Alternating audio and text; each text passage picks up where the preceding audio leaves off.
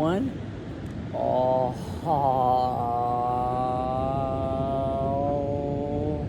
Righty. We are here on our Baliversary. It has been 2 years today that we got to Bali, and we have learned a lot, and so we wanted to make this video to share with you some of the things that we've learned while being here in Bali for 2 years. So I think the main one that I've learned, and I probably think you probably have learned as well, Mal, but it actually doesn't really have to do anything with Bali, is becoming a digital entrepreneur is not easy. Would you agree? Absolutely. Yeah, so when we first came here, I mostly was doing videography work out in the Philippines, and you didn't have really any digital skills, did you? Yeah, you didn't really have any digital skills. So when we first came here, the first start was just to be a digital entrepreneur. And so what I started doing was I started filming and doing videography work for different people. But at the beginning, when we first got here, I wasn't quite sure how to get work or how to go about it. I was also nervous about charging money and that type of stuff when I first got here. And so one thing I would consider, if maybe you are a digital entrepreneur, so you already resonate with this, but if you're not a digital entrepreneur and wanting to be one, if you see people out there that are successful, don't just take it for granted, they just made it happen, or that just came out of nowhere. It's there's a lot of work that goes into being successful online, and there's a lot of pieces to the puzzle. So another thing that I've learned from being a digital entrepreneur, it's not just one course can solve your life, right? How many courses have we taken over the last little while? How many people have we been a part of? How many things that we've learned from? And we're learning from them firsthand. And that brings me to my second point about being in Bali. That's something that I learned, which ties to the first one, is that even though we're in a digital landscape, the law of proximity always works. So what do I mean by that? So I can remember reaching out to some people through online, and there were some people that were here that I wanted to be around and get around them. And because I had zero social media following, I had zero branding, I had zero anything, none of these people gave me a time of day. But you know what's interesting? As soon as I met them in person, it just clicked right that. I just started working with them, I started filming for them, I started being around them. So that's something that, if you're wanting to be a digital entrepreneur, or I guess you could say a travel influencer or something like this, coming to Bali is literally one of these hubs in the world, because you're just surrounded by a bunch of people that are doing it. But the power is you're surrounded by them, in person. And to just give you context, I've literally been behind the Instagram messages of people that are trying to get around these people, because I'm doing some of their DMs and whatever, and I see people trying to get a hold of these people, trying to get their attention, and they're just don't have a time of day for them. But if you were to meet them in person, the positions you and I have been in, people are always asking these people to be in that position. They always want to be around them, but it's there's something about the human connection that you just can't, it's just something you can't replicate online unless you've already built yourself or established yourself to some degree. But even that is still a challenge to try to supersede being in person. What would be one thing about Bali that you've learned? These are things we learned during the last 2 years of being here, but what about Bali itself? I think there's a couple of things. I think one is just the vast variety of humans that are here, and I think for whatever, if you feel like an outsider, or you don't feel like you fit in somewhere, I feel like you can come to Bali and you can connect with somebody that's feeling similar. Or I feel like each little place in Bali houses a certain energy for what you need at that time. So for instance, when I first came to Bali, Ubud was the place that I really connected to. and then now like I'm more connected to Canggu, but then like you get like really connected to Uluwatu, and I think even though they're just like small little areas, they hold energy and a type of person in that space, so that you can really feel a sense of community, belonging, and there's less of that feeling of like outsideness that I felt in other countries, especially Western countries. There's a real sense of belonging here for me in Bali that I think a lot of people come here to seek, and I think if you feel like you're not fitting in your country, Bali is a great place to start, because there's so many different places you can come to and discover that you could connect to. I think the second thing I've learned, I think just by our like lifestyle, is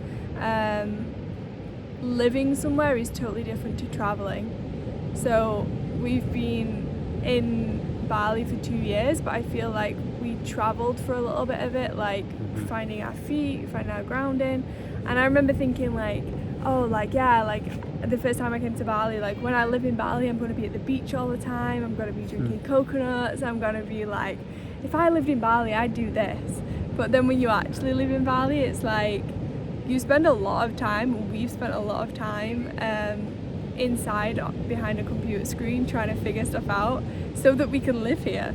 So at times it's felt like, I still feel like we've got so much to learn about Bali, because I don't feel like we've fully experienced it, because as much as we're at the beach right now and as much as our lifestyle very much is Bali, we also spend a lot of it inside a room that could be anywhere. Yep.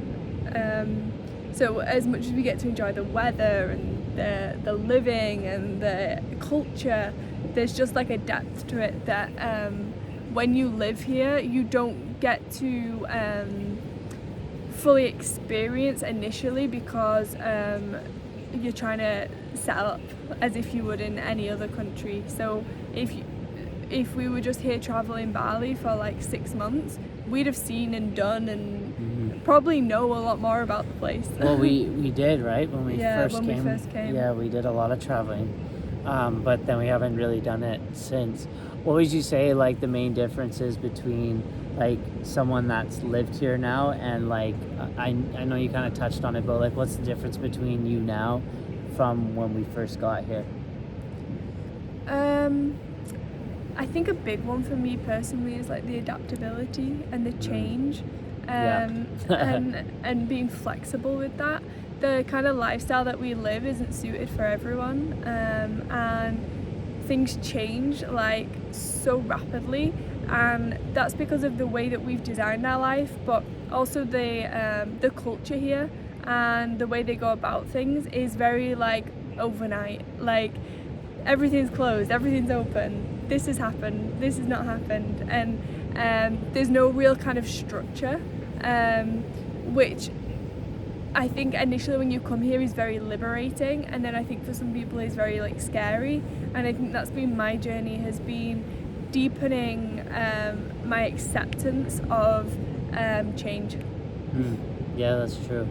And if someone's watching this right now and they're like, whoa, like say you could talk to yourself, like you could talk to yourself on YouTube like a couple years ago, and they're sitting there being like, whoa, you've been able to live there for 2 years, like I want to do that. What advice would you give them to come over here?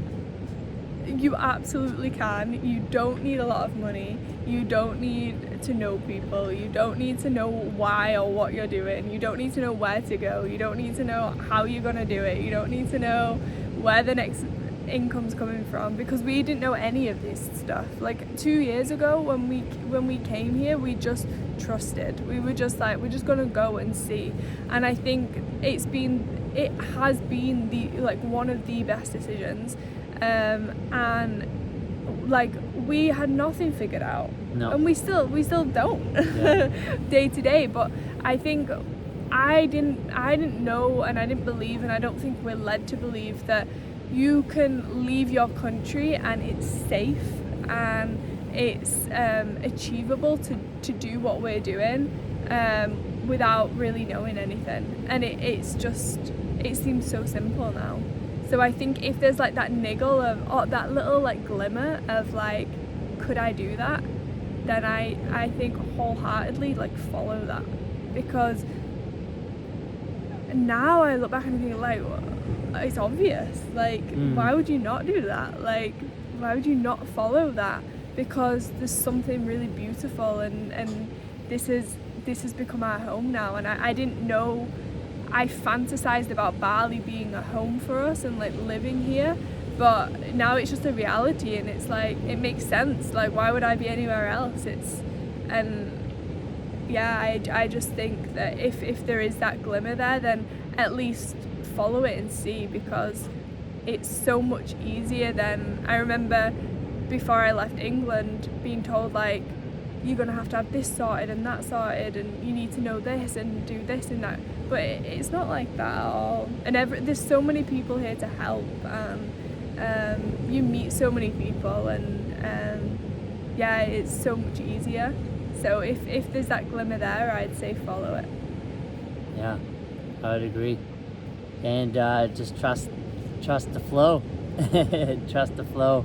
And if you're trying to live here, I think pretty much a lot of people in our network have gone through, it's like, what did they call it, like the first year remember, like everyone goes through like the first year of like, it's like pretty challenging. It's like Bali kind of tests, I guess anywhere does, but I think they say here like Bali like really tests you to see if you're serious about being here. Yes. So that you'll get thrown a few curveballs. Yeah, for sure. And yeah, one of the things too is like, I think for some people that see this life out here, it can be a bit of a fantasy where like you actually think, oh, I want to live there, it's great, I want to live the beach life, but like I think some people actually can't hack the third worldness here. No, like to give you an example, like we're used to like living with like lizards, you know, on a regular basis. There's just lizards in our house. There's bat poo on our porch. There's wild dogs outside our house. There's like garbage, it smells. There's all of these things. There's wires everywhere. There's there's a lot of poverty here. Yeah. There's a lot of poverty. There's a lot of begging on the streets, and especially in these times. So it's easy to show the glitter, but we can literally do like a scan, and you can see like, oh yeah, that's someone's home that's made out of like a tin can basically. Yeah. So it's easy to look at the Western side of the culture here and be like, that's what I want. But if you really want to experience Bali, it's like all of it. Yeah, you gotta be able to leave some of your Western comforts. But like, I've been doing that for the last 10 years, so it's been like pretty easy for me to like come over into this. But I think for some people, there's like this fantasy that Bali would be like the place to be. But then I think for some people, they come here and they're like, whoa, it's like polluted. Yeah, it's not what I thought it was, in a way. And the reason we say this is to also be real. To be real with like, is this something you want? But on the other side, if you're into self-development, if you're into creating your own lifestyle, living on your own terms, health, if you are into health and fitness and being around open-minded people, 100%. I've traveled the world 10 times, and I'll tell you what, there is not a place on earth that is like this. It is a very, very unique place, and I've traveled back and forth from Canada, Vancouver, Canada, 10 times, and I've ended up, the longest I've ever stayed in a place was 6 months, but my average I would stay at a place for 3 to 4 months, and I've now stayed in one place for 2 years. So that's kind of gives you the gauge on like, this place is like, if you're into those things. And the price, like your money goes so far here. Your money goes so far. So it's really worth considering. Today is our Baliversary, 2 years. We're sitting on the beach. I don't know if you can see that. We're just watching the waves right now. It's really great. really great morning. Sun's just about to shine, and yeah, we're looking forward to another year here. We're just decided that it's going to be another full year, maybe 2 years, 100% just being here in Bali. So it's an exciting time to be grounded in a place like this. So yeah, interesting. Let us know if you have any comments below, if you have any questions about how to make it happen out here. Happy to help. And yeah, big thanks to Bali to allowing us to be here for this long and experience the gold. We're in a gold time right now here with Bali. I think in the next couple of years this place is going to really change, and I think by that point we will change too and probably want some other things in life as well.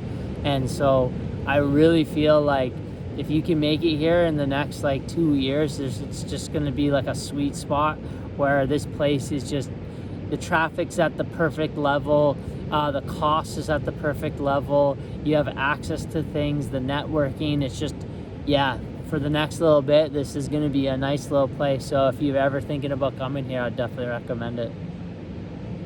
I agree. Happy Baliversary. Happy Baliversary. Bye. Bye.